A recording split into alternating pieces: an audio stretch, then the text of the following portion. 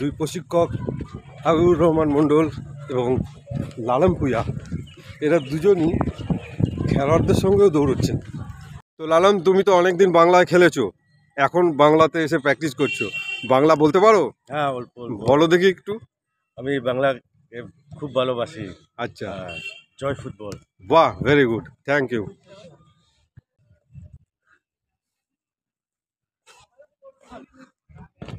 Division লেভেলটা এরকম যে এখানে খুব ফার্স্ট ক্লাস মাঠে খেলা হয় না এবং বৃষ্টির ভিতরে কাদা মাঠে খেলা হয় এবং দেখুন, হাবিবুর রহমান মণ্ডল টাউন ক্লাবের প্রশিক্ষক, কিন্তু এখনও ওর মধ্যে ফুটবল কতখানি রয়েছে। ওই জন্য আমি একটু আদিবাসী ছেলেদেরকে ফেভার করছি এবং চেষ্টা করবো ভালো রেজাল্ট করার। দেখছেন টাউন ক্লাব ময়দানের সেকেন্ড ডিভিশন টিম IFACFL যে দুজন প্রশিক্ষক, তারা কারা?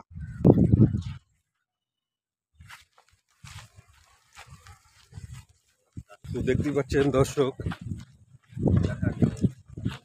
দুই প্রশিক্ষক হাবিবুর রহমান মণ্ডল এবং লালন ভূঁইয়া, এরা দুজনই খেলোয়াড়দের সঙ্গেও দৌড়চ্ছেন। তো দর্শক দেখতে পাচ্ছেন, এরা খেলোয়াড়দের সঙ্গেও দৌড়চ্ছেন, তাদেরকে উৎসাহিত দিচ্ছেন।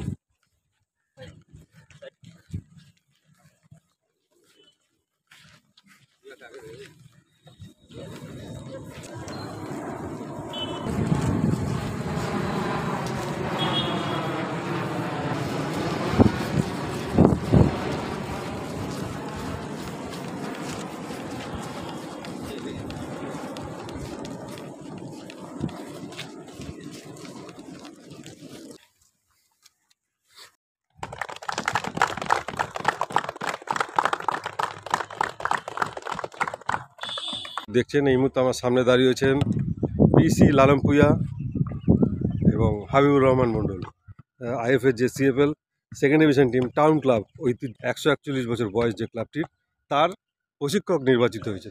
তা আমি প্রথমে আসছি লালন ভূঁইয়ার কাছে। सबसे पहले मैं कलकत्ता पे आया। ये मेरा सेकंड होम टाउन है। अच्छा, बहुत अच्छा लगा। और जितना फुटबॉल क्लब खेला और उसके बाद रिटायरमेंट हुआ, उसके बाद अभी कोचिंग लाइसेंस में कोचिंग में हम लोग मैं आया था अगुर भाई की वजह से।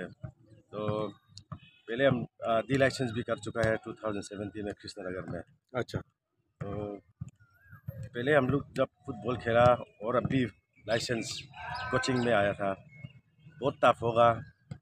और हम लोग सेकेंड डिवीज़न अभी है और फर्स्ट डिवीज़न उठाने के लिए हम लोग जितना मेहनत कर सकते हैं और कोशिश भी करेगा।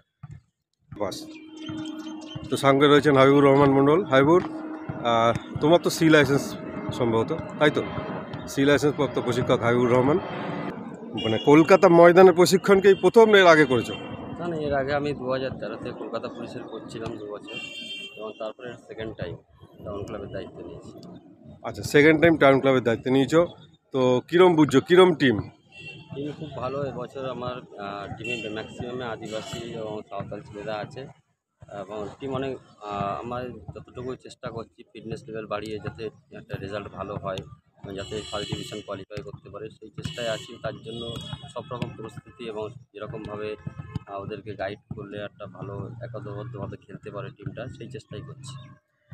কিন্তু এখানে একটা প্রশ্ন, এই যে তুমি যখন খেলোয়াড় ছিলে, তুমি অ্যাকচুয়ালি TFF থেকে বড় ক্লাবে চলে এসছো, কলকাতা ময়দানে এই যে সেকেন্ড ডিভিশন লিগ যেগুলো হয়, হবে বা অতীতে হয়ে এসছে, তা সবই খোলা মাঠে হয়।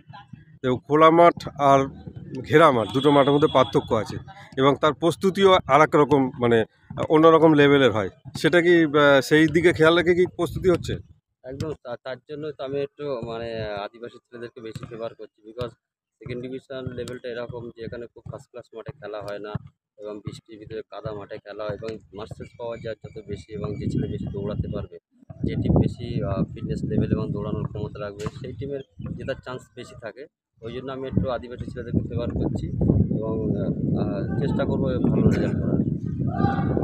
হাবিবুর, তোমাকে অসংখ্য ধন্যবাদ, কারণ মানুষ হয়ে মানুষের মতো কাজ করেছো। সকলেই জানেন একটি লালন ভূঁইয়ার মতো খেলোয়াড় যে অনেক দিন ভালো খেলবার পরেও আস্তে আস্তে ফুটবল থেকে হারিয়ে গেছিলো, তো হাবিবুরের হাত ধরে ও আবার লাইমলাইটে আসার চেষ্টা করছে এবং আশা করি দুজনেই সফল হবে।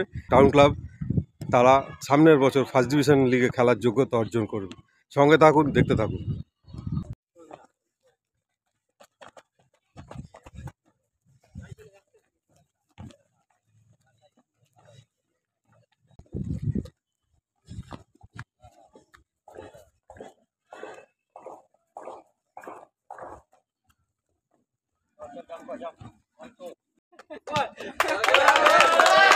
অসাধারণ। হাবিবুর রহমান মণ্ডল টাউন ক্লাবের প্রশিক্ষক, আন্তর্জাতিক খ্যাতিসম্পন্ন খেলোয়াড় ছিলেন। ইসমাইল মুরমান মোহনান কোথায় খেলেননি, সন্তোষ ট্রফি কতবার জিতিয়েছেন বাংলাকে, সেই প্লেয়ার এখন কোচ, সি লাইসেন্স প্রশিক্ষক। দেখুন ও নিজে কীরকম উৎসাহ দিচ্ছে খেলোয়াড়দের, খেলোয়াড়রা নিজেরা উৎসাহিত হচ্ছে। কোচ নিজে যদি এতক্ষণ ধরে জাগলিং করতে পারে, তার বল কন্ট্রোল কী ছিল তার খেলোয়াড় জীবনে দেখুন। অসাধারণ, কতক্ষণ ধরে করবে কে জানে, এ তো পড়াপড়ির কোনো নাম নেই।